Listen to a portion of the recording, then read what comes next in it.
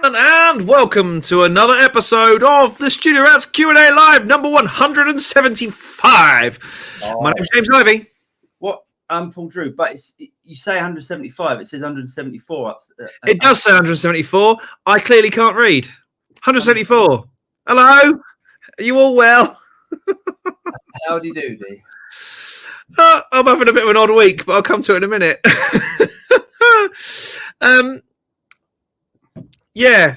What do I do? Paul, what have you been up to? Please help. Oh, it's been an exciting week. So Thursday was the release of the... I still got it out. I put it in its drawer. Hold on. Oh, he's wandered off.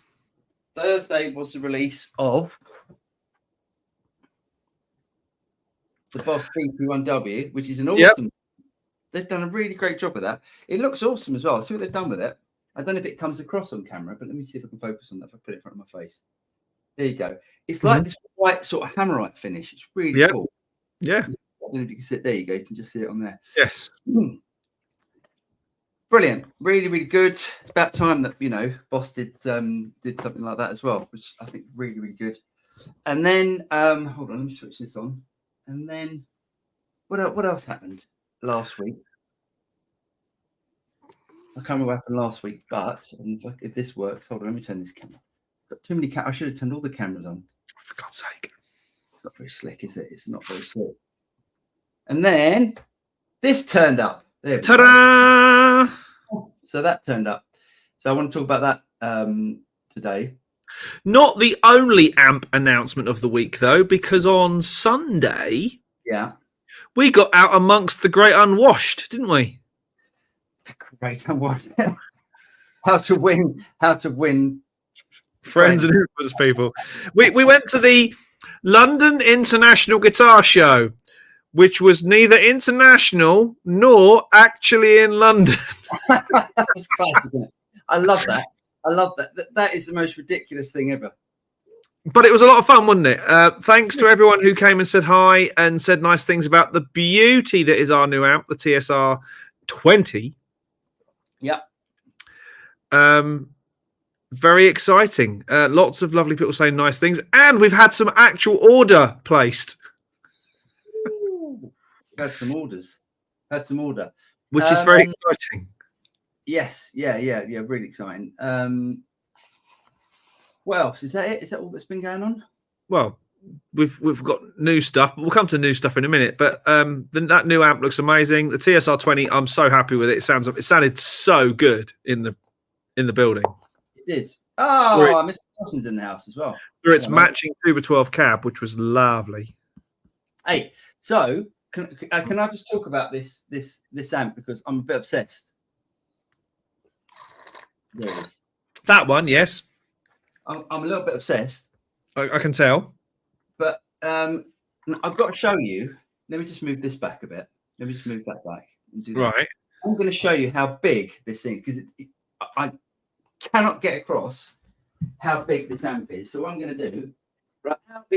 Our amp, obviously. Yeah. It's not a small amp, is it? No.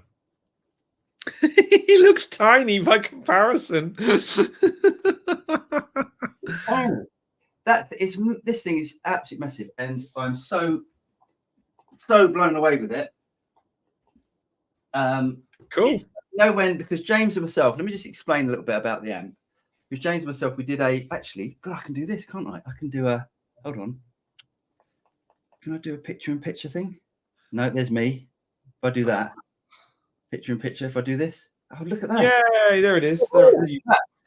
So James and myself, we went off to was about a year and a half ago. We went over to Clive Kay's house. Yep. And we tried out his collection of Dumbles and these lovely guitars. Clive's probably on. Yeah. And we tried out that red plate, and we were both obsessed, weren't we? We just this is, because that was the first time that I'd ever tried, apart from Two Rock, which you could sort of class as sort of Dumbley style, but that was the first time we ever tried the Dumble style amp, and we both absolutely loved it, didn't we? Yes, it was one of those epiphany moments, wasn't it? Yeah, and I don't want to be the new you know, I've got a new amp, so I'm, you know, it's the best thing ever. I don't want to be that guy, but this is the best thing ever. But this thing is. Yeah. You know, I hate that. I hate when someone gets something new and they just go like, "Oh my god, it's the best thing ever," and you just go, "We haven't really sort of sat down with it for long." But this is absolutely amazing, and yeah, I'm back. There we go. So pretty chuffed with that. On Friday, I've got it's matching 2x12 coming. Mm-hmm. So it's going to be Turquoise Heaven in the Studio HQ. Turquoise suede. Turquoise suede, yes. Not All you need is a lava lamp, and you can be back in the 70s. Right, because I can't tell whether that's glitching or you being clever.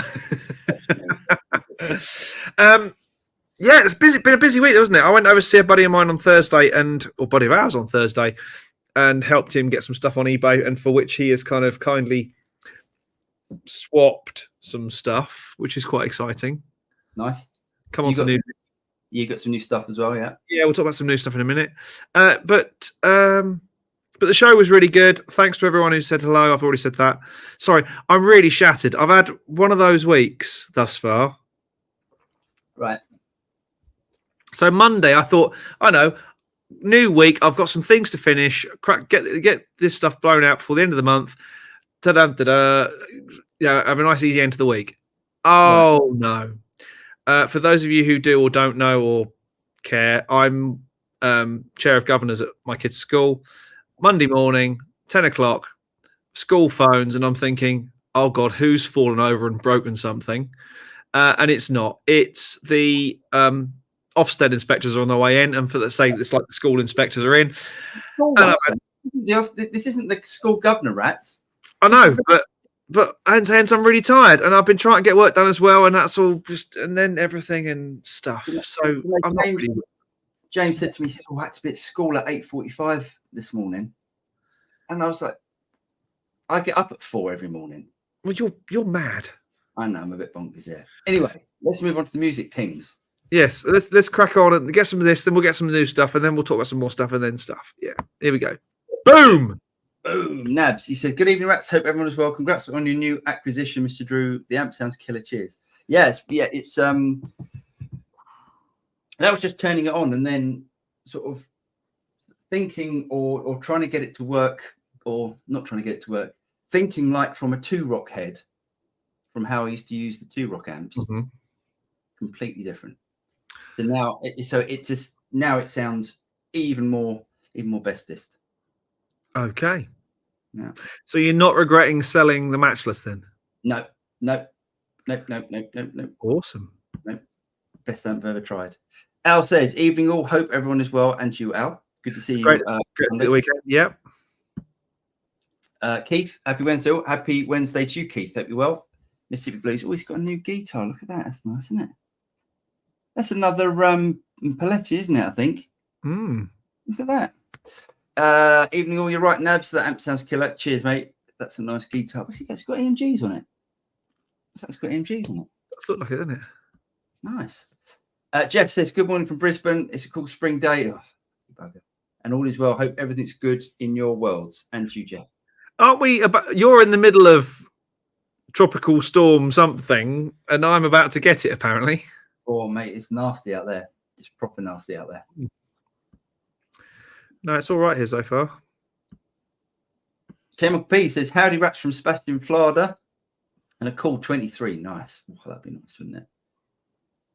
Yeah, we're literally just coming into shite season, but for the 6 months of the year in the UK.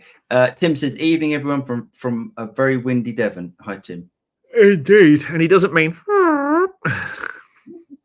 Pat, hello, mate. He says, "Scorching hot in South Wales. Window open to Sangria Port."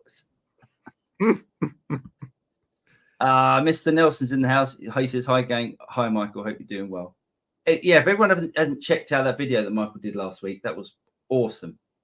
This awesome bit of playing, and it was inspirational. Lovely. Nectaria says, "Evening, rats. Do you prefer running your floor modelers through FRPA speakers or using the FX loop on an amp with 4-cable method?" They're different. What's that? Say again. They're very different. Yeah. He's asking, what do you prefer? Real amp. I. You might be slightly biased at the moment, might you? No. We just no. I would always go if I'm using the modeler. I'd go straight into the PA. I'm not interested about putting it through guitar amps. Oh, so I understand the question now. Yes, yeah. No point in messing around with real amps when you've got modelers. Yeah, I don't see the point. If you want to do, if you're going to take out a floor modeler, I think personally, I think you're better off going straight into the PA. But not really. I don't really use FRFR cabs on stage. James and I both use in-ears, which you both prefer. But it's the same sort of thing, isn't it? Going to the PA, I guess. The front of house still needs, to go through. It's effectively it's a big FRFR, isn't it? Yeah, I guess you're right. Yeah, with drums in. Shahar says, "Sweet big hairy guy here." Hello, mate. And Mark says, "Hi, Shahar Bar." Right. Philip's in as well. All the big boys are in. He says, "I had an Amplified Nation bombshell overdrive arrive last week. What an amplifier!" Oh, nice one, Philip. You're a two rock fan as well, aren't you? Nice thing.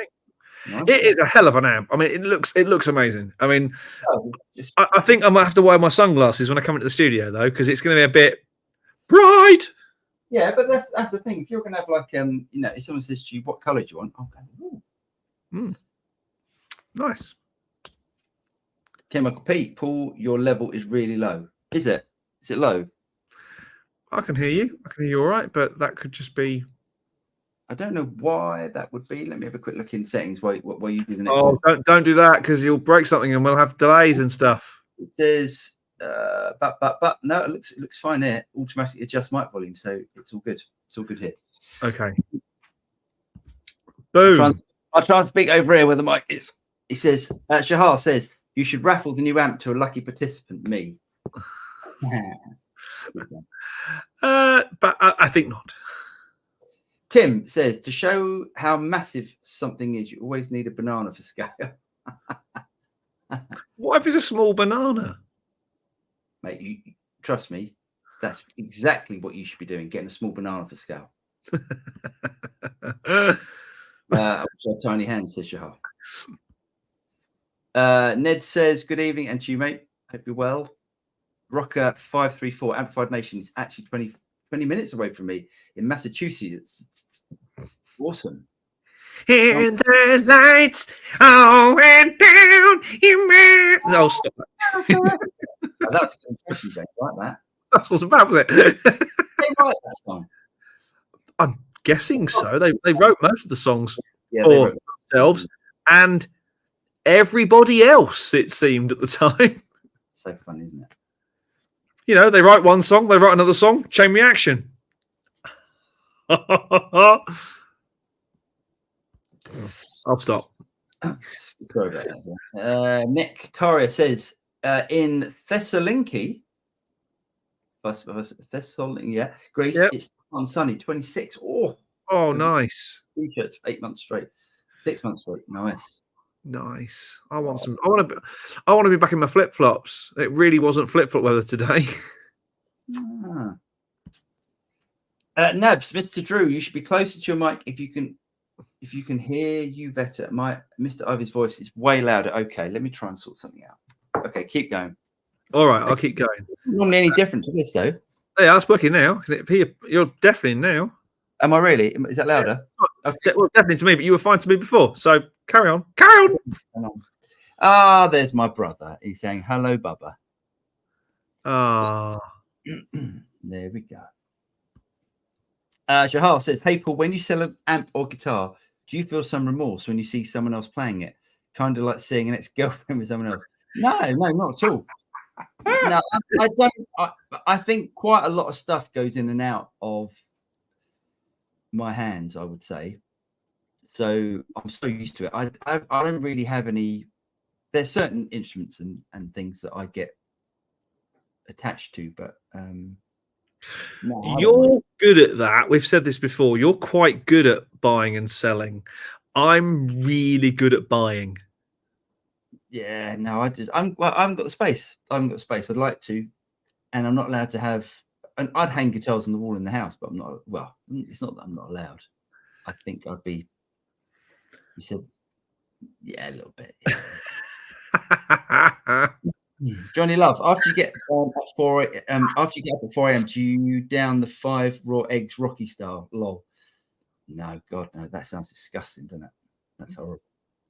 Michael says, howdy guys, have you found any pedals that are particularly good at adding liveliness to modelers, like EP booster kind of things? That's a really good question. The pedal I most like for that sort of stuff, yes, is the Voodoo Labs Giggity pedal. Right. And I'm not entirely sure what it does, but I remember many, many moons ago, James Santiago, who of then was Voodoo Lab, Yeah. is now Universal Audio, Right. explaining this pedal to me as basically the magic bullet in front of, your effects chain or modelers or stuff like that, and being able to go basically turn a Strat into a Les Paul and vice versa. Right. Really cool pedal. They didn't do terribly well, I don't think, and there's not that many out there. But it's one of those magic bullet pedals that if you've got it, you swear by it. Yeah. Yeah, nice. I've got a bundle actually. It's a little boost pedal. Safety sent me actually. If Safety's on the show tonight, he can remind us who made that. It's some Turkish builder who builds these nice little custom boost pedals. Mm-hmm. That often goes in front of my Axe Effects. Mm-hmm. The Jam Boomster. Mm-hmm. Jam! Which has got a little switchy on it for boosting the highs flat and then boosting the mids, and that so you get like a clon boost type of effect from it. Yeah, that's nice. One of my favorite things, and people might shun me for this, but is a little SP compressor in front of the, because I think because you know that sort of more spongy attack you get from that you don't get from modelers. Yeah, I think you can set that up in a compressor. Michael's a studio guy as well, so I'm sure Michael knows loads about that sort of stuff. And then the other one is the little the Universal Audio Max, which is you can either use it as a compressor or you can use it as a compressor boost or just as a boost pedal, because it's got their what's their 610 preamp? Yes. In it as well, which is this knob here. Nice. You can boost it and it adds some really nice. I'm trying to think of the right word. Color is a word that's bounded about by color, tone, that sort of thing. Variation. Yeah. Yeah. Nice. He says, thanks. Well, you've got far more knowledge that we could grab from you, mate. So Chris Williams, evening guys and gals. Evening, Chris. I think that, Chris, that could be a little bit optimistic. Girls. One girl. One, maybe. It is, honestly. I think it's gone up to 2.7%. Is that 2.7? Wow. Ned says, my banana isn't small. Ha ha ha. Carl says, did you make money from selling the matches or did you break even? I broke even, actually.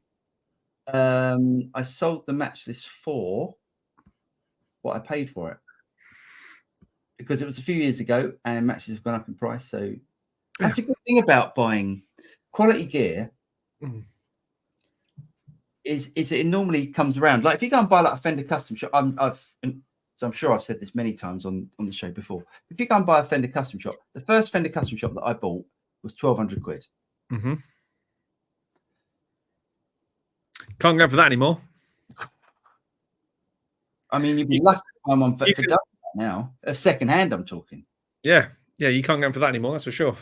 So like these prices keep going up. So if you buy quality gear, you wait long enough, that the price of the gear just that you paid for it just goes up.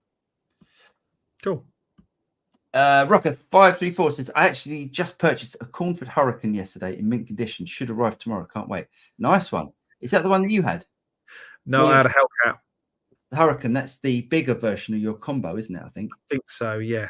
The bigger version of the Harlequin. Yeah, Yes, that's it. that was a good little amp as well. Yeah, that was cracking that lamp. Guy B, he says, evening guys that came by on Sunday and said hello. Did you meet any other channel viewers? Yeah, quite a few actually. Yeah, it was great. Yeah, just in case anyone doesn't know what we're talking about, it was the London International Guitar Show that, as James said earlier, wasn't in London and wasn't international. Well, it was because we were on the help me out. The name of the guitar brand whose booth, Valiant, who are from Ukraine. Yeah. Therefore, it is an international show, but it definitely wasn't in London. Cracking guitars, actually. Really nice. You were gutted, weren't you? Because you wanted to bring one home and it got sold. I thought I was gonna. I was like seriously thinking about buying it as well. I wanted to do the review on the channel, which I personally think they shouldn't have sold it. I think they'd have got more out of the review and then me buying it than selling it at the show. But anyway. But hey, nice guitars. Jim Simmons, what budget modeler would you guys recommend for around $300? It sounds good. 11 rack. But you can't buy them anymore. You can on eBay. Yeah, if you're talking about sort of brand new. But that's not very much money for a modeler. How much is it? Oh, I know what. You might be able to get a second-hand one, a Boss GX100. Yeah. Is what I'll buy. And it's got a little floor. It's a floorboard with that expression pedal on it as well. You could probably also get, if you want something a bit more up to date than the 11 rack, you could probably get an MX5, a Headrush MX5 for that. He said a good one. Some people like it. I like it. Pete Blanchard says, hi chats, would you buy a guitar unseen and untried from eBay? Yes, all the time. Done it all the time. Have I ever been bitten? Yes, I've been bitten a couple of times. And if there's something wrong with the guitar, you just, you can send it back, obviously, if there's something wrong with it. Yeah. And, if you get it for a good price, I wouldn't overpay for something that you haven't seen, because the worst comes to worst, again, you just, sell it on. Yeah. If you bought it, someone else would want it as well. Well, exactly that. If there's a demand, there's a demand, isn't there? Yeah. It's like buying. That's why generally I've been buying at the auctions recently, because you can pick up an absolute bargain. And thus far, touch wood, I've not been bitten. I've got close, but so far I've still not actually been bitten, which is good. Nice. Ned says, I managed to sell my Tonex Capture reamplifier. Oh, nice one. Only lose about 40 to 50 euros on it. Not worth that parking ticket in Gothenburg, Sweden. Those are around 75 euros. Nasty. Yeah. Oh, sorry you lost, mate. Jeff Cook, when Shahar likened a departed amp to an ex-girlfriend, I was concerned when your reply started with quite a bit goes in and out. Oh, I see, very good. Yes. Filth, the lot of you. Shahar says the crazy tube circuits superconductor is super flexible and includes an EP boost mode. Nice one. And then there's much hilarity. There we go. The input cable keeps falling out nasty. There we go. Right, Tim says, I'm looking at doing a little mini mod project and thought I'd start with a cheap Harley Benton. James, what is your favourite you bought that may be good for modding? Oh, without a doubt, this is the best one. This is the best one. By a country mile. I've got to agree, that is the best one. It's, if you held it up like that and said, "What is this guitar?" and you played it, you'd probably still think it was a significantly better guitar than it should have with that headstock on it. Yeah, it's a great guitar. I think the only thing for me that gives it away is the mother of toilet seat inlays. Yeah, mother of toilet seat. Yeah, they are a bit on the in places, but Yeah, they're a bit wonky, aren't they? Some of them, and they're just they don't look like they don't look like they're not abalone, are they? Let's face it. Well, yeah, exactly. But that's a great guitar, and you can pick them up for not a lot of money. And you know, everything's fairly easy to work on. That's standard. What model is it? It's a SC550 Deluxe. There we go. There you go. Yeah, you it's nice. I was surprised. I was surprised how usable that was. Right. Keith says, "Why would the Ox Stomp also add some liveliness to the back end of a modeler, based on the speaker emulation and room depth?" Possibly. I haven't used one, but possibly if you could turn the speaker emulation off. You probably can in the app. I would have thought if it is app on your modeler, if your modeler allows you, which most do, don't they? Yeah, definitely. Yeah. I think definitely. I mean, you know, a lot of the tone comes from the sound comes from that speaker, doesn't it? Yeah. It comes from the speaker or the speaker model.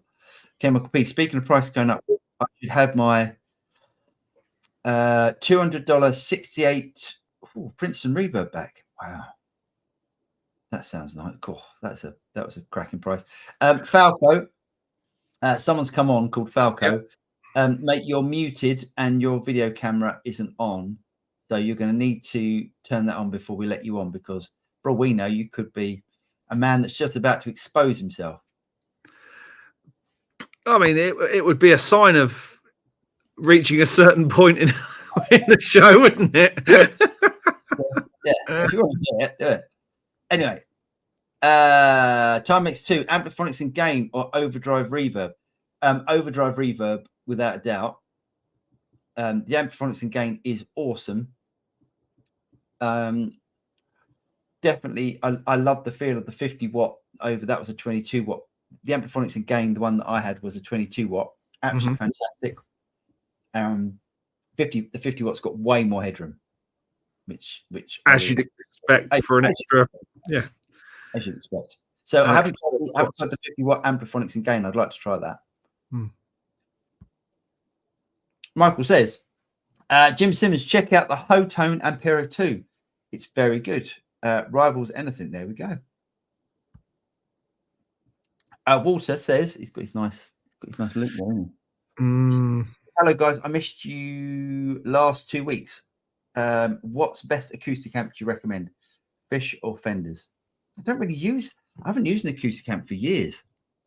Probably Fishman. I'd probably go for Fishman. If Fishman is good. Is it AER? Yeah.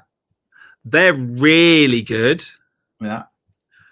To be honest, I've bought a couple of those the Marshall acoustic ones recently, and do you know what? They sound really good. You sound really good. For next, and you can pick them up for next to no money. The other one that was really good was the Trace Acoustic from back in the day, which is now badged as what's the bass amp manufacturer? Come on, brain. Don't worry. But the Trace Acoustic, the 4x, I think it was a 4x6, was really, really good for acoustic. It sounded great. And you can plug mics and things into it as well. So really handy. Nice. So check those out. Time makes 2. He says, is it possible that my Strat with a 7.25 radius is more difficult to play than one with a 9? Yes, without doubt. Well, when you say more difficult to play, depends what you're playing on it. If you mean like bending notes without choking out, yes, absolutely. See, 7.5 is way more curved. Yep. So easier for cowboy chords and bar chords and that sort of stuff, because it's got the natural sort of shape of your finger going down. Loads of people play with 7.25 radius and love it. I mean, you know, John Mayer being one of them, and he doesn't play bad, does he? And what's he achieved? Yeah. He meant 9.5 radius, or is it a setup thing? My favorite is always 9.5 radius. Way more than even like compound radius and all that. I really like 9.5. Al says, Did you get a chance to see much of the show on Sunday? There were some interesting pedal builders upstairs. We did. We had a look around, didn't we? Yes.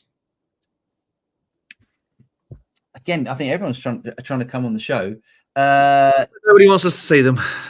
Tanzanator, you need to turn your camera on, mate. Yeah, he said, yes, we did. Yeah, we did have a good look. We didn't really check out any pedals. I really wanted to find a 335. Well, we found several. Yeah, sort of 1950, 50 whatever ones, for 30 grand, whatever they were.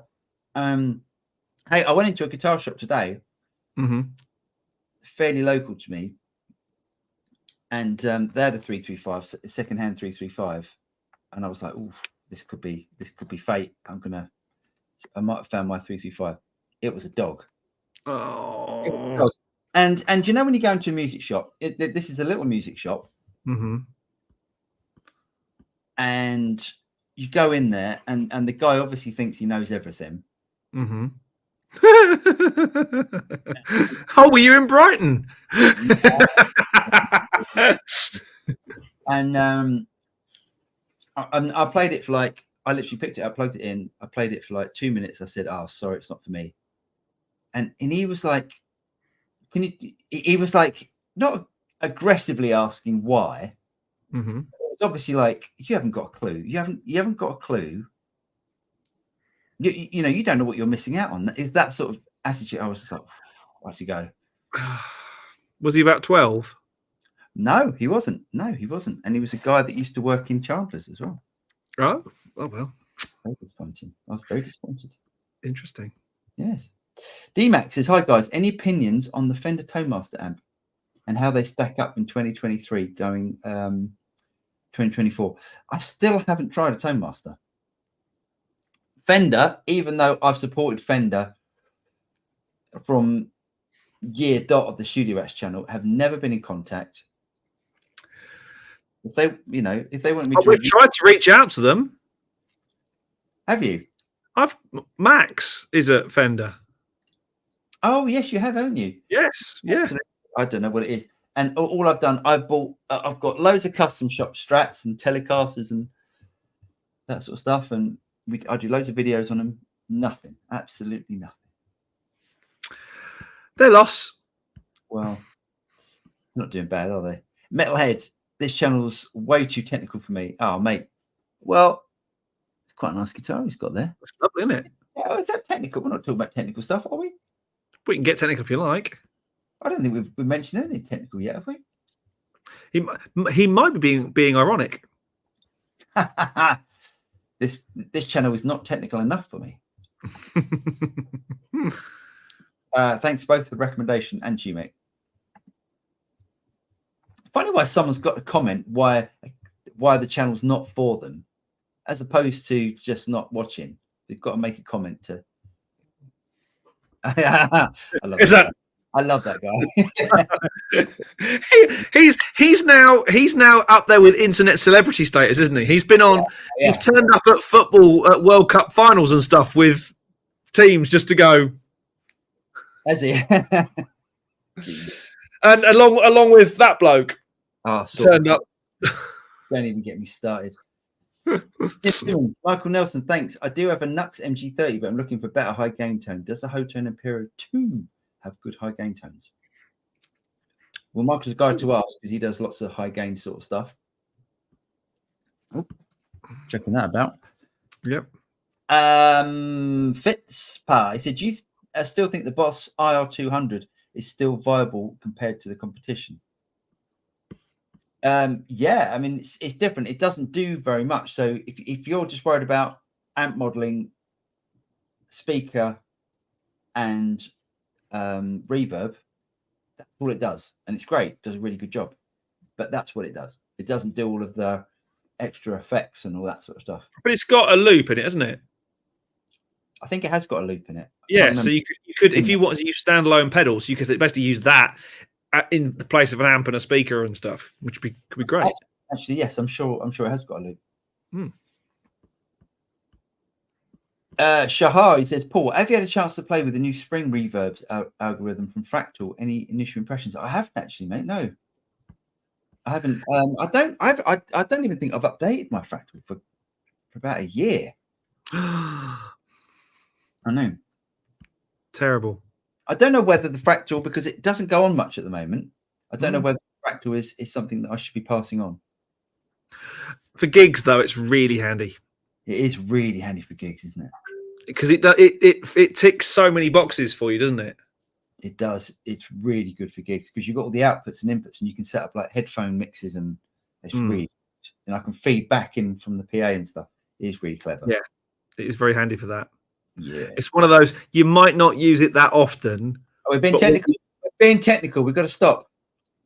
Sorry, you might not use it that. I'm only using fairly short words here. It's not that deal. You might not use it that often, but when you do use it, you really use what it can do. Yeah, but is it worth that for the amount of gigs that I'm doing at the moment? But when you then do a gig, you'll be nailed. Yeah, I could feed Tonex into the desk and get a headphone feed from the desk. All right. Jeff Cook says, I bought 3 guitars with everything, including strings, a Strat, an SG, and a V equivalent. Oh, okay. For £330 for the lot, including postage. Oh, my word. My expectations are low, but it should be a bit of fun. Gosh, I think your expectations should be low. 330 quid for 3 guitars. Amazing. All right, get off your phone. Sorry, at work, other work stuff, school stuff. God, it's so dull. Michael says, Jim, I thought the Ampere 2 was on par with the Line 6 and Axe Effect stuff. Wow, and it's easy to program. I haven't tried the Nux, but it crushed Donna and the lower end Boss units. There we go. Wow. There we go. He says, also not a modeler, but the Freeman IRX is pretty awesome. You know, we can't get them over here at the moment. We cannot get them, no. Lee was positively beside himself that he couldn't get one. Yeah. Michael does a lot of stuff for, does a lot of reviews for Freeman. Get Dave to send one over. Come on, Michael. You can have a word. I'd love to review that because I think, and Lee as well. Lee's pretty obsessed about getting one. So I'd really like to try one. David says, even chaps, nothing for me today. Hope all are well in Ratland. Cheers, David. Ned says, Boss IR200 is great. It has an effects loop, aux in, headphones out, stereo out. I'm happy with 3 at the 8 ammo models in it. But it's also a matter of getting the right IR, not tweaking one after another. Yes, I agree. Definitely. I mean, don't get me wrong. There's obviously a market for messing around with all these IRs and stuff. But when I had the what's the thing I sold you? The Torpedo Studio, the 2 notes. I just went down a rabbit hole of stuff, and what I should have done, ended up with the same speakers and the same mic combinations that I always went for. Yeah. So it seemed an awful lot of overkill for me. Yeah. Gary says, any thoughts and opinions on Les Paul weight relief? Swiss cheese versus chambered versus modern. I'm buying a chambered one on Saturday. It's only £7.4. Wow. Wow. That is incredible. I would, it wouldn't bother me, to be honest. And I like guitars, and it doesn't bother me if it's a great guitar and it's weight relieved. It wouldn't stop me from buying it just because it was weight relieved. I don't think it affects the tone that much being weight relieved. I could be wrong. Maybe I should compare one against the other. But then you can compare 2 guitars that aren't weight relieved, and they'd probably sound different as well. Anyway, yeah.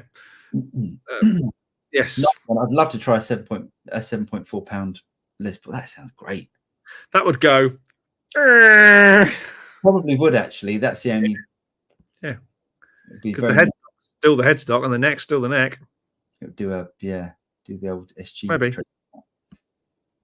Michael says, I'll tell Dave, send the studio at 100%. Oh, cheers, Michael. That'd be amazing. Thanks, Michael. You're a gent. K. Michael P says, Michael, I'll start a YouTube channel for a free. You should do it. Everyone should. Metalhead. I only commented because your channel came up on my notifications, but I'm glad you like my guitar. It is a lovely guitar. What is it? I know it's a resonator of some sort, but I've never seen a resonate with that copper. Looks cool, doesn't it?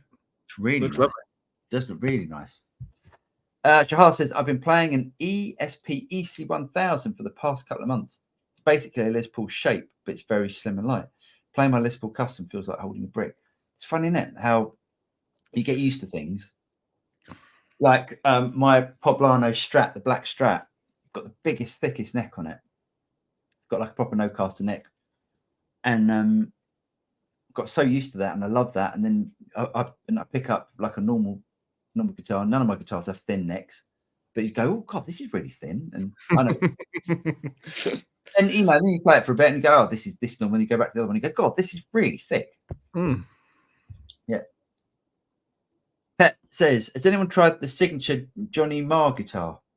Matt from A Distant Sun Studios, if Matt's on at some point. Matt's got one. I don't think I've ever tried the Johnny Marr Jag. Have you tried one? I mean, it's basically a Jag. Yeah, it's a Jag. Yeah. I mean, I'm seeing pictures and going, that looks nice. I don't think I played one.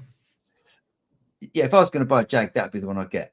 Without nice. Should we talk about new toys? New toys to us? Yeah, right. So, because I'm a man for the people and all that, I went around to a mate's house to help him out and sort some stuff out. And we agreed that there's probably a couple of things that he wasn't going to sell and stuff. So I said, well, I'll have that off you and stuff. So, first one. He's got something.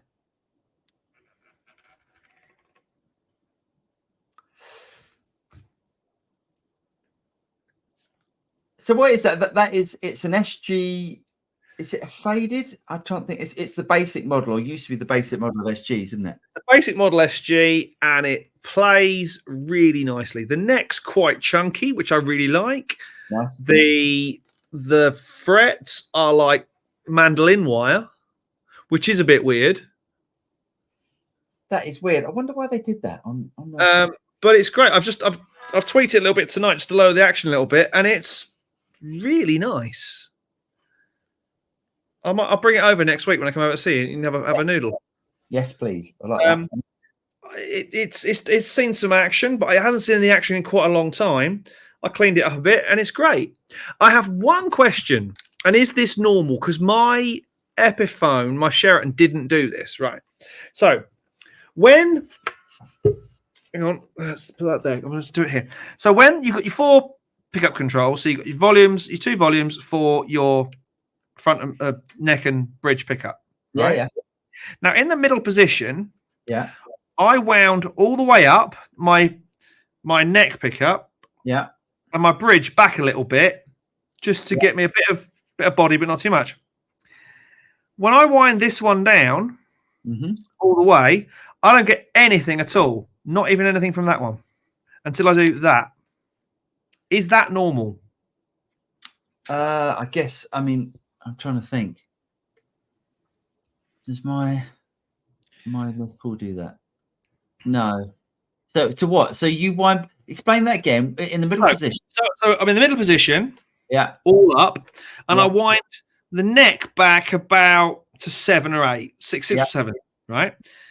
Now, if I wind the bridge back, it totally kills the volume. So I haven't got. And if I want to play, now I get volume. Now nothing at all until I wind the bridge up. To be honest, I couldn't even tell you. I don't know if that's a normal thing or not. I'm sure because when I rewired my Les Paul Studio with those Kinman, that does it as well. Does it really? Yeah, but the previous wiring, the original Gibson wiring, and the Epiphone Sheraton doesn't do it. Well, I can plug in my Les Paul and tell you if you want. It's very strange.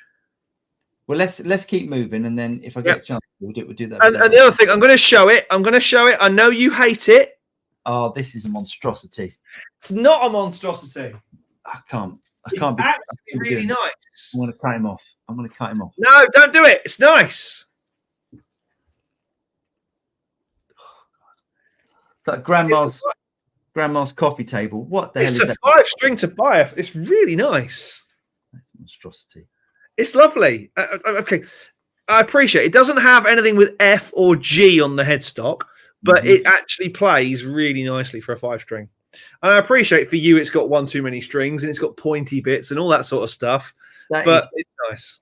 That is what is wrong with the whole of the late 80s, early 90s. Well, I don't care. Bass players, you love it, don't you? Those sort of coffee table basses. It's pretty. It's really nice as well. It plays really nicely.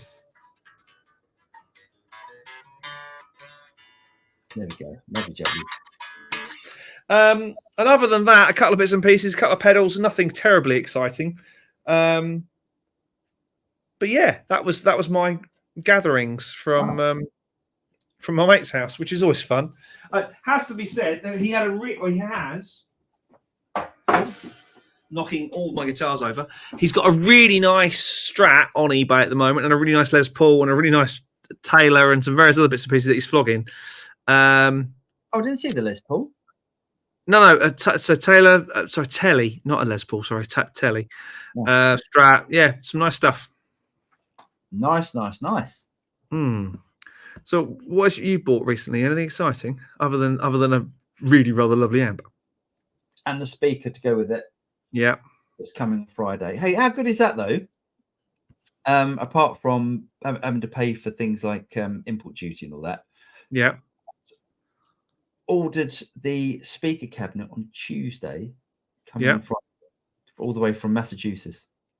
I'll stop it. What is that?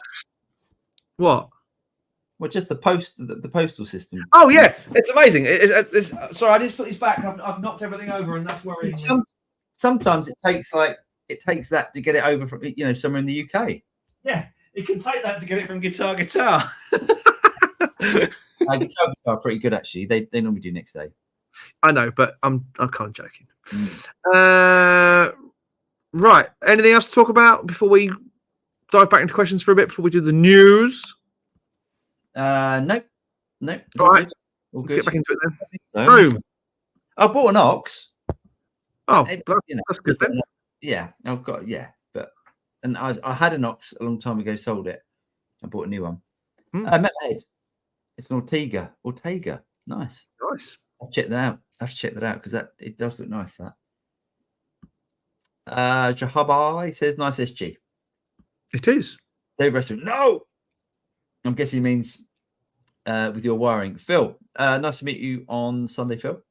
Yep. Chris says my Epiphone Les Paul does that. Interesting. Yeah. Shahar says Gibson are not wired or built consistently. My new Explorer is wired weird. I had to fix it. Interesting. An Explorer fan. Nice one, Shahar. Philip from 40 Watt Podcast, he says, that sort of looks like the old PV Cirrus bases. That's because no, see, I lie. Tobias was bought by Gibson, wasn't it? I think it was. It was, yes. It's a really nice bass, actually. Say, I know you say it's pointy and stuff, but it plays really nicely, and it's got a nice spangity spang. It's not that it's pointy. It's just that there was an era where bass players were just buying the most ornate carved wood basses, and then it's always bass players. It's because there's more wood on a bass. I know, but it's just like guitar players. They go, right, I want a Strat, or I want a Les Paul, I want a Telecaster. It's almost like like a guitar player. And there are some guitar players, they go out and they go and buy I don't know, something that's a bit odd, like a Parker Fly or whatever. Mm-hmm. Great, play amazing. But can you imagine turning up to an audition with a Parker Fly? As soon as you get out the case, you go, no, bye. Yeah, that's not gonna cut it, is it? Instantly, if a bass player turned up with that, he didn't have to play a note. I know he's going to be going ba-ding, ba-ding, ba-ding, ba-ding, ba-ding, all over the tracks. Lee's in the house. He said, Jim Simmons, £300 modeler, try Boss ME90. That's a good shout. Hmm. Can load IRs as well now. Yeah. Chip Shepherd at James, my Heritage 535 is wired like that SG you have. Yeah, it's odd. It threw me to start with, I'd have to try my. I mean, if you want to do the next couple of questions, I don't mind sort of plugging in. Well, no, it's not a big deal because clearly it is a thing. Clearly, it's not a weird wiring thing or a jumper thing or some strange thing. Clearly, it's a thing. Yeah. It's just not. I was like, oh, okay.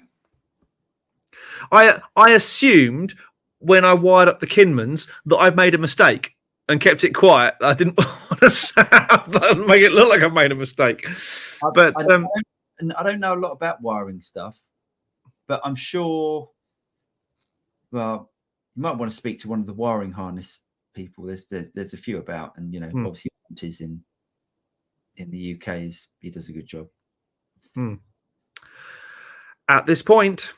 Cheers, William. Thank you very much for your generosity, mate. He said, good evening, Paul and James. Universal Audio have a new pedal line 68. I believe release date is November 7th. Any plans on reviewing? They haven't sent us one. I would like one. I think it's definitely the best of the bunch. Yes. Out of all of their sort of amp pedals, from what I've heard. Yeah, I think we talked about the line last week, though, didn't we? We did, yeah, we did. It came out last Wednesday, and I think we talked about it. Yeah, it's with the how can I say it? The interesting opening to the Sweetwater video. Yes, it was not going to get all of that yet. Yes, but thanks, mate. And if there's one that I'm going to get, it'll be that one, without a doubt. Let's drop UA an email and see if we can get one. Okay. Pet says, could be ignorance on my part, but a Fender Jag seems to be lumped in with the anti-guitarist clique. It's a guitar that seems to complement that philosophy. Yes, I think it's I think all those offset guitars they tend to be a certain player, don't they? I love my Jag. I like it's a great guitar. Yeah, I like a Jag. I think they're good looking. I always want to go Jag. I have. No, you've got a jazz. You've got a jazz. I've got a Jaguar. It's not a Jazz Master. Oh. Yeah, it's a Jag. Okay, awesome. Definitely. I can see it from here. If I lived in the UK, I'd open guitar. Nectaris, your opinion on PRS guitars, please. I don't own one, but I've liked the ones I played. I'm not a fanboy. I kind of hate the fact that they receive so much hate online. The guitars are beautiful. Yeah, they're great. They make such fantastic guitars, really consistent in quality and all that.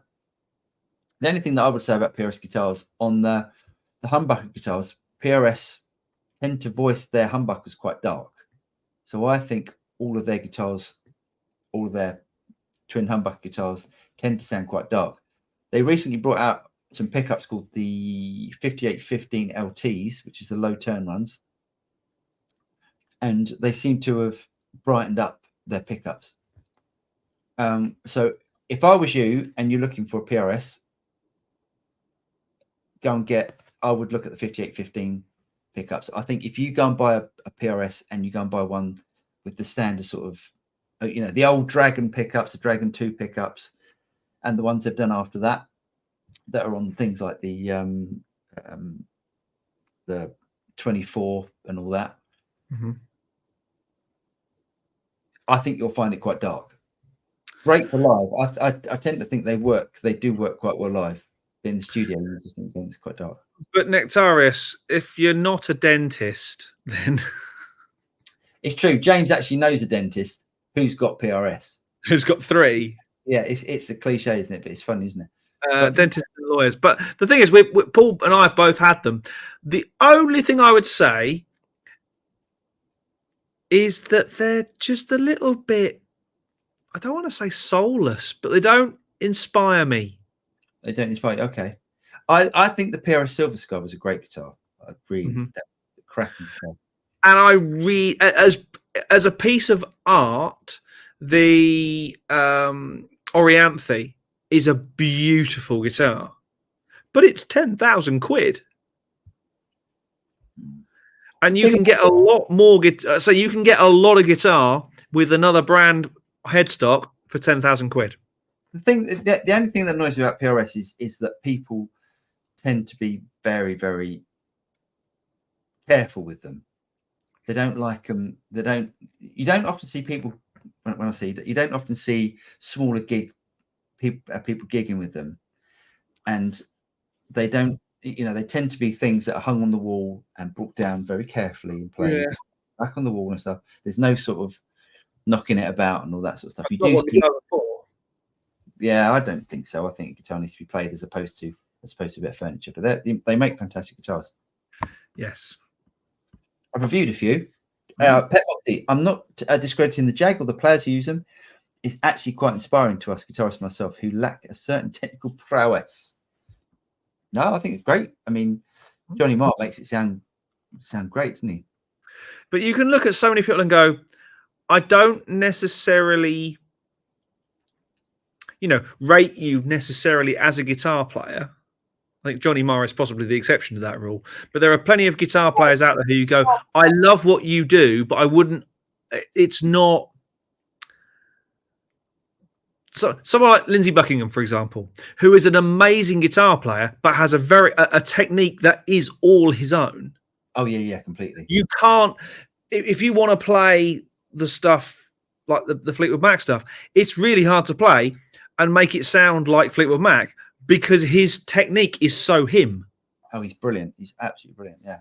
Yeah. You'd never say that Johnny Marr is a technical guitar player, but he's a great guitar player. He's come up with some amazing parts. Yeah, and it's the right player for that for the bands he's been in. And the Smiths is the obvious one. Cody M, he says live stream cancelled. What? Not ours. Let's hope not. 63 people. I don't know what's going on there then. No, we're very much still here. Maybe once he'd like us to cancel it. Oh, okay. Many people do. Jeff Cook. The Gibson volume thing was a later wiring that allowed you to have both pickups selected by the shutoff. That makes sense. The guitar by turning one and either one. So that's great. So that means you can get the with the. That makes a lot of sense. Thanks, Jeff. Makes a lot of sense. Gary Simmons. I have a PRS Studio with the 5815 LT pickups in the bridge, and it's the best sounding guitar around. Yeah. Nice. Yeah, nice. Great pickups, those. Yeah, to the point that if PRS ever decided to sell those pickups, I'd consider getting a set, but they don't sell their pickups. I think they did once, but I'd definitely get a set of them. He says, Fender 1960, he says, hello guys, just getting home from work and tuning in. Hope you're both well. Got a small pedal board coming today with a volume pedal. Never used one. Going to dip my toe in that world. Nice one. Do you know what I'd going to have a look at? Going to have a look at the Andy Wood video with that pedal show on last week. Was it last week? I think it was last week, last Friday.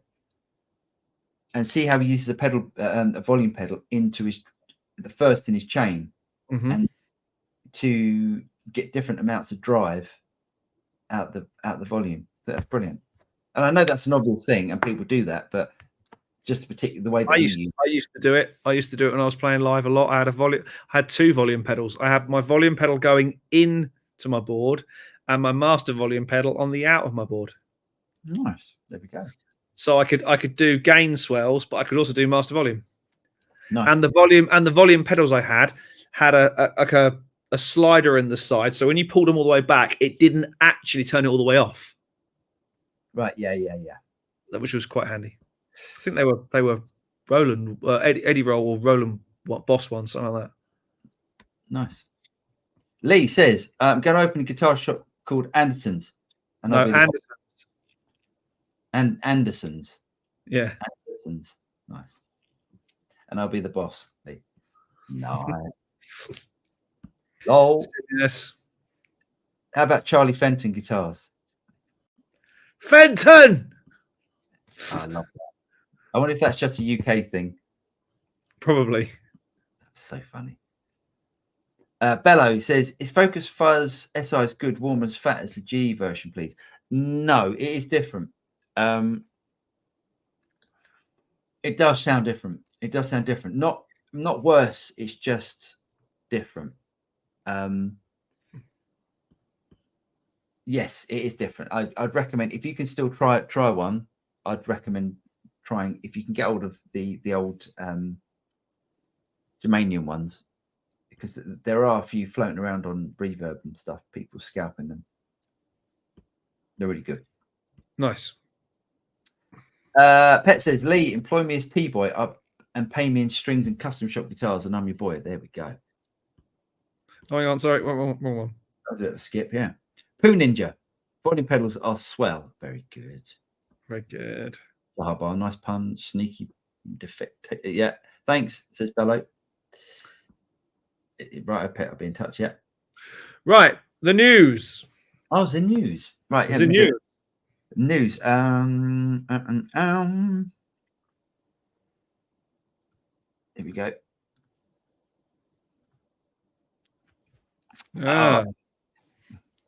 Kurt needs some money. He's running out of money and needs to. So yes, Kurt Hammett's got a new Epiphone, 1979 Flying V, and it's a lot more affordable than the Gibson custom shop version. Funny that.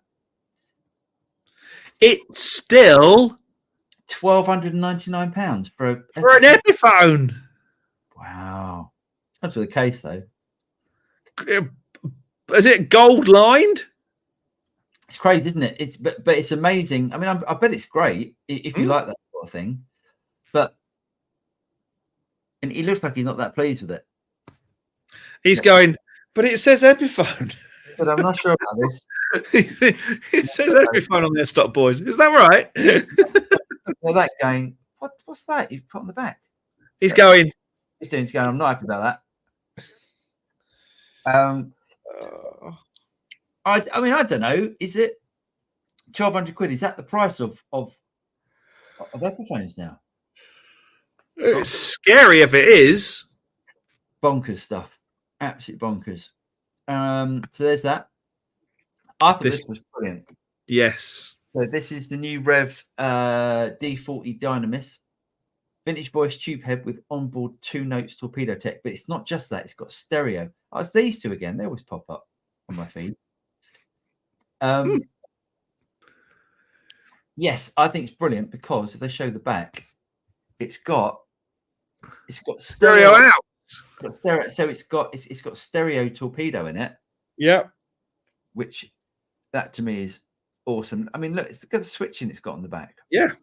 It's got different reverb. Well, you've got 2 reverbs for the different channels. Digital reverb. I don't mind that in that sort of amp. No. And I think it's absolutely cracking. $2,099. That's not bad. Yeah. I think that's a cracking amp. I think that's the ultimate gigging amp. Because you can just start that and you turn up and someone says, "Oh, sorry, mate, it's a silent stage." We go, "No problem." Straight out the back. What do you mean no 4x12? Yeah. Anyway, nice about that. Harley Benton have come up with some valve amps. They don't look like other things, do they?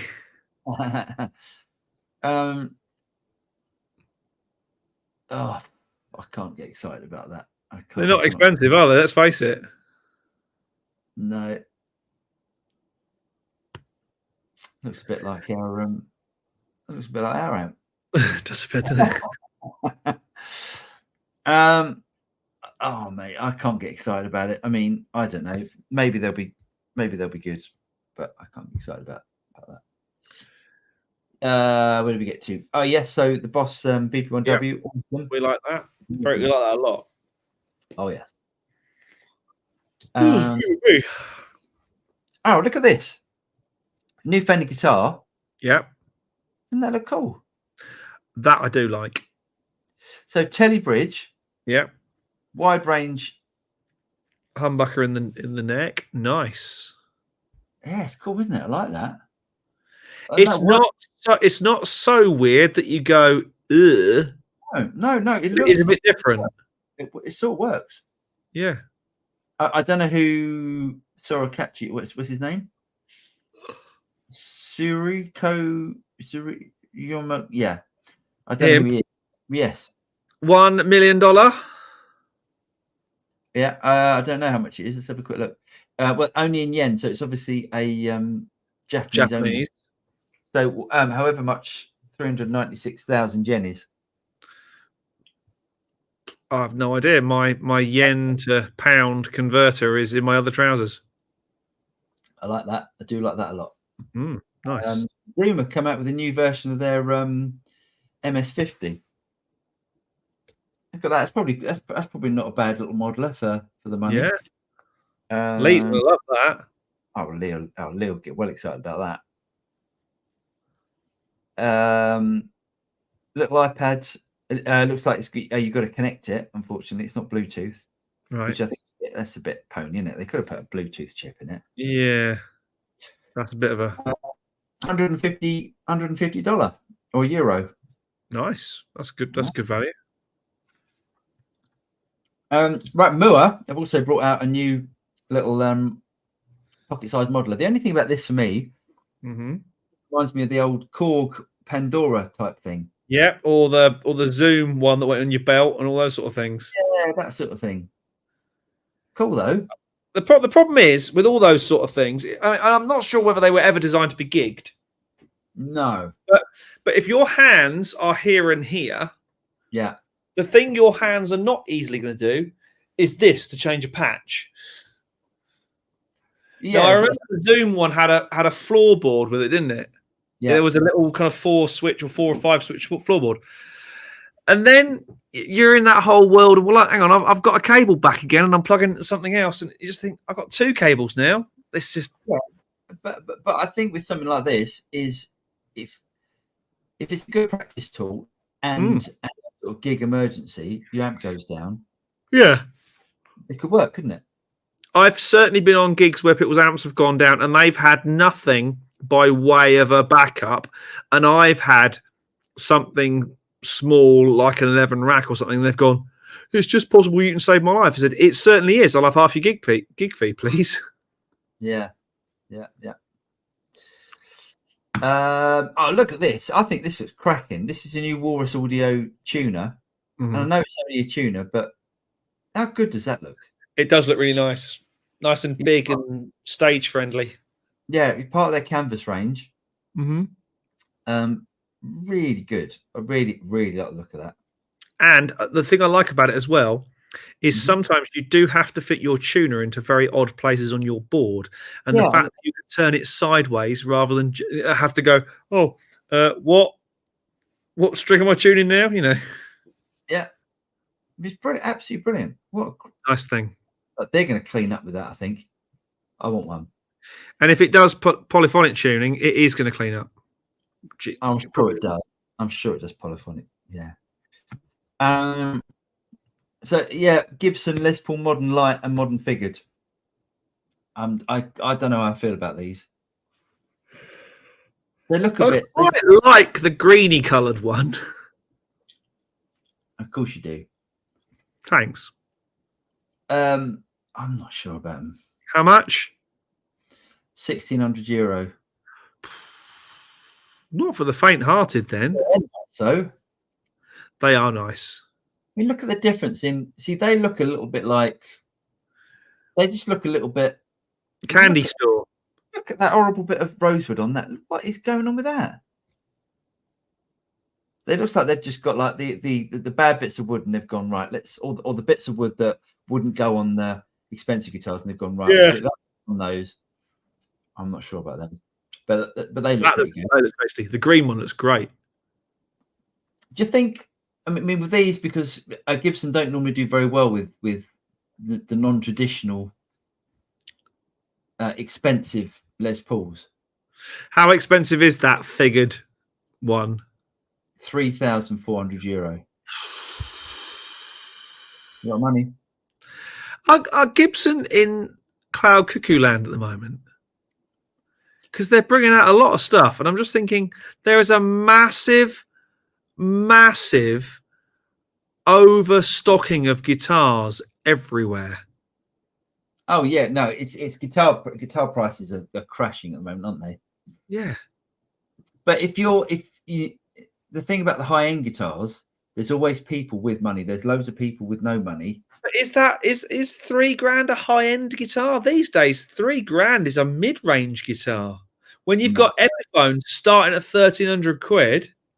No, that's not £3,000. Is not a £3,000 is still a high end guitar. That's what that's what you can buy. Well, you can't buy a Fender Custom Shop for that anymore. No. So, I don't know. Maybe that's maybe you're right. Let's say mid to low high, if that makes sense. Yeah. Mid to high. Mid to high end. It's certainly not a starter guitar for £3,000, but yet an Epiphone, which let's face it, was a starter guitar, 1,300 quid because it's got a bloke going on it. Hey, I'll tell you what though. They're pretty. If I was going to buy a figured top guitar, I'd be a little bit upset with that one, but it doesn't even match. No, it's not book matched, is it? It hasn't been matched very well. Look, it's got a little funny bit that goes off down there. They look all right, the other two. But that's where you want you want to go to a store and pick the one, isn't it? Yes, I guess so. I think if you're spending that sort of money on a guitar, you're probably going to go to the shop. Yeah, probably, unless you're you.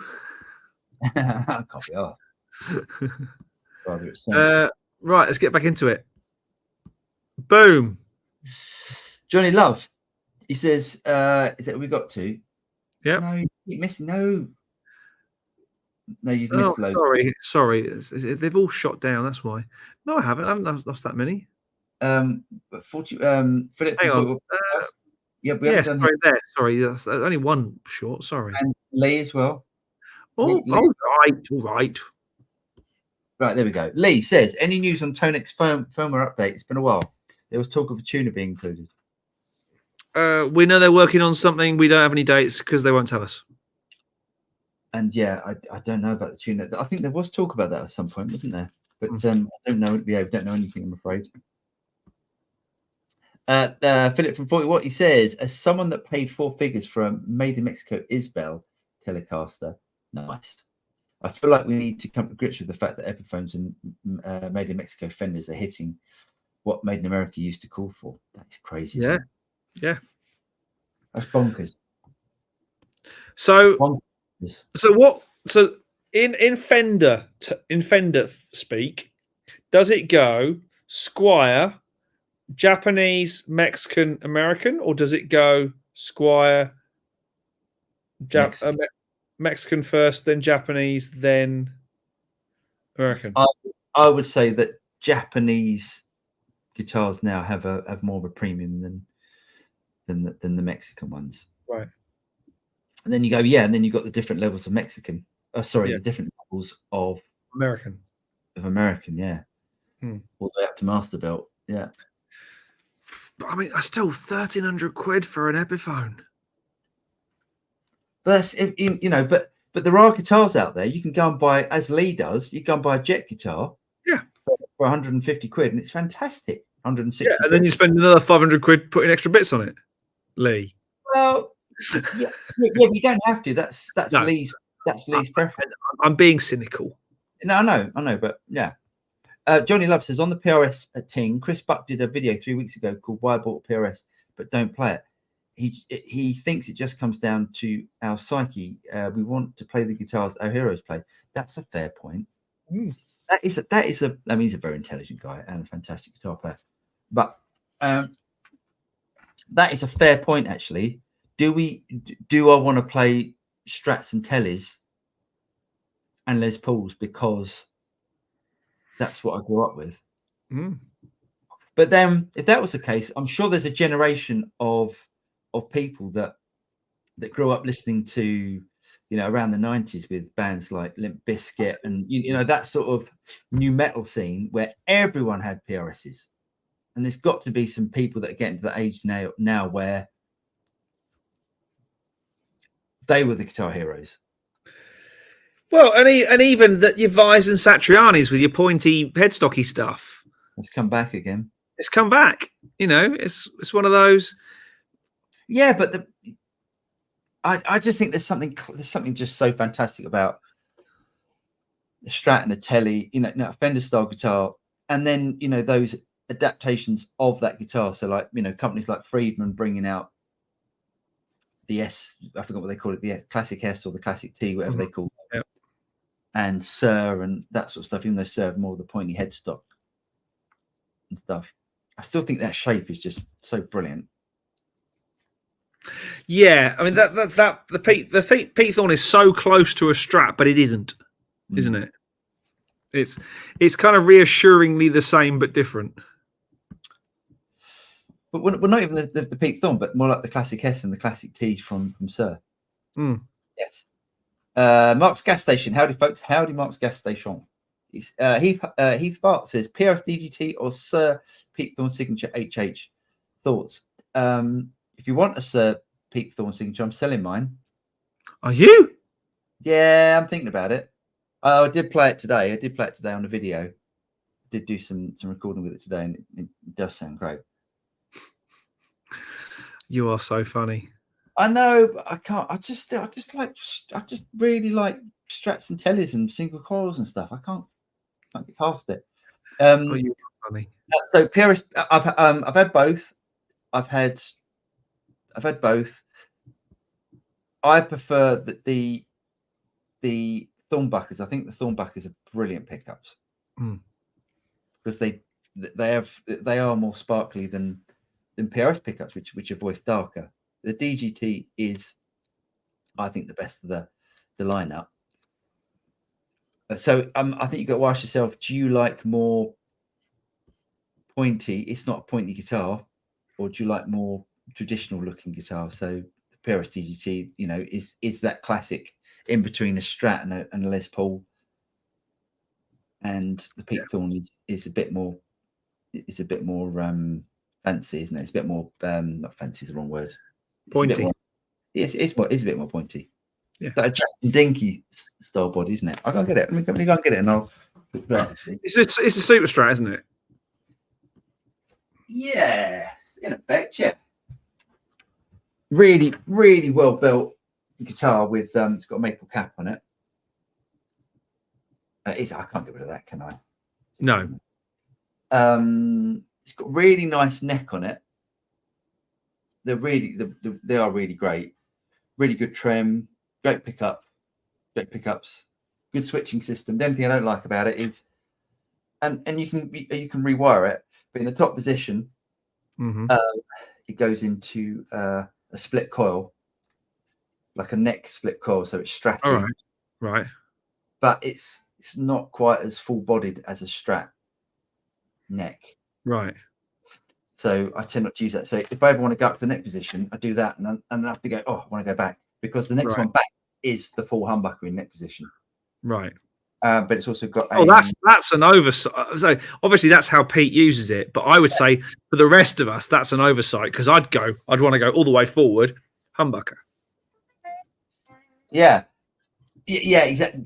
That's what I want, but that's the way he uses it because I think when he goes to that, he wants that sort of Strat sort of tone from it, and you know. It's his custom guitar. He can do what he likes. Exactly, and he's pretty awesome. He knows what he's doing, doesn't he? Yes, he can play a bit. Yeah, that could be understatement of the evening so far.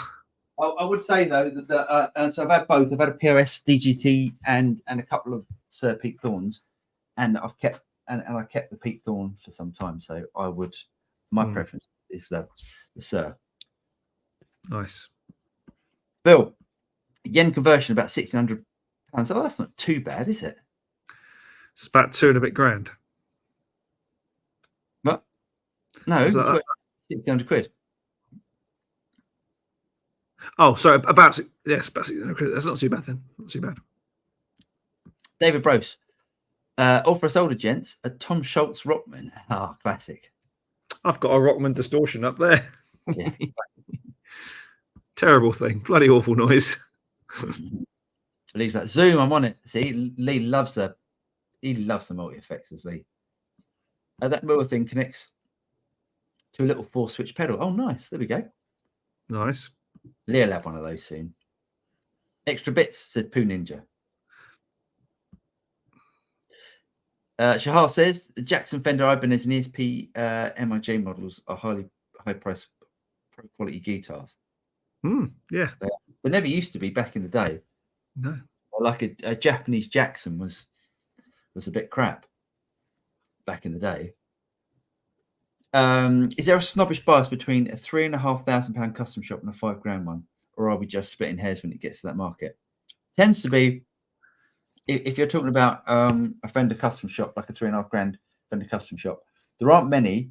It'd probably be normally for that sort of price, and the difference between that and the £5,000 one is probably the level of relicking, I would say, and it's more of a time thing, I would say. I would still say the nicest relic job I've seen on a guitar in quite a while was that red and white LSL telly. Oh god, that was good. Yeah, it was nice. That was nice. It was a really nice effect as well. Yeah, they do. No, but so Pet, you'll probably find you'll get a Closet Classic for the cheaper price and like a heavy relic for the more expensive price. But no, all great guitars. David says, my hero was Eddie Van Halen and his guitar. However great, it was a real chunk. It was a chunk. Hollywood, evening all. I missed last week's stream. Regarding Lee's prediction on Victory, it wasn't a preamp pedal, but a Cracker Mach 2. Yes, it was, wasn't it?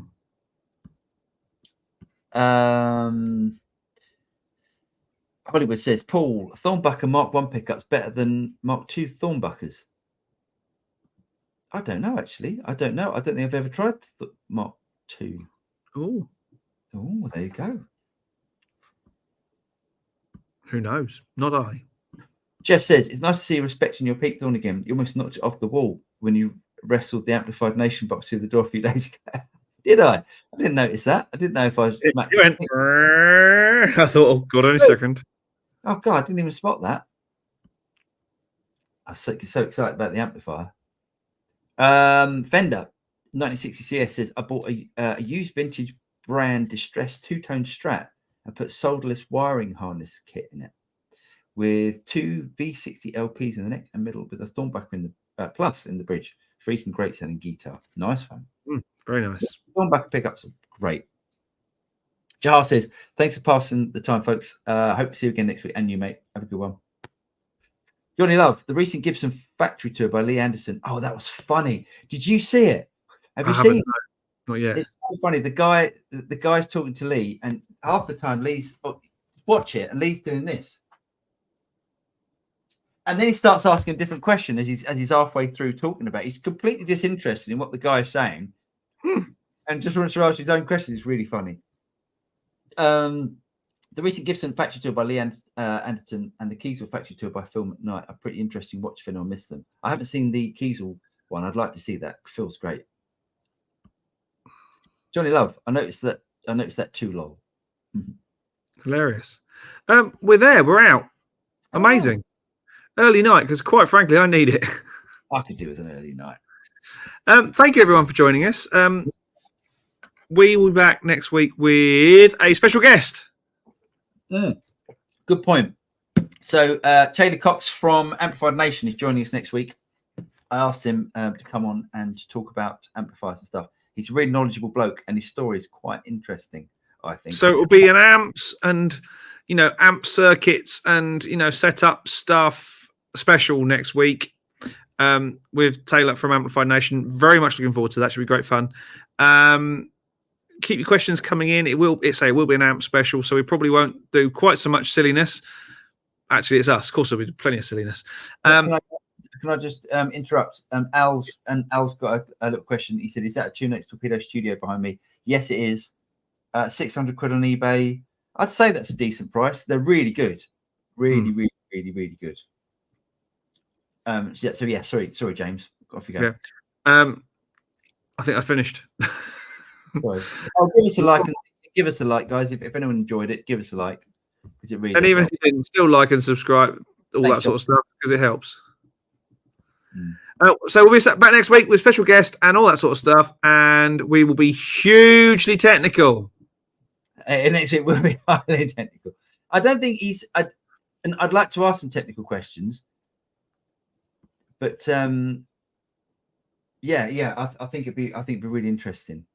I think it'd be really interesting. So we're probably going to limit the questions that we normally get, and it's probably it needs to be more, as opposed to what modeler is this sort of and that sort of stuff. I think it needs to be, we've got the time, we've been given the time of Taylor to come on, and I think it needs to be focused on that sort of thing. So indeed.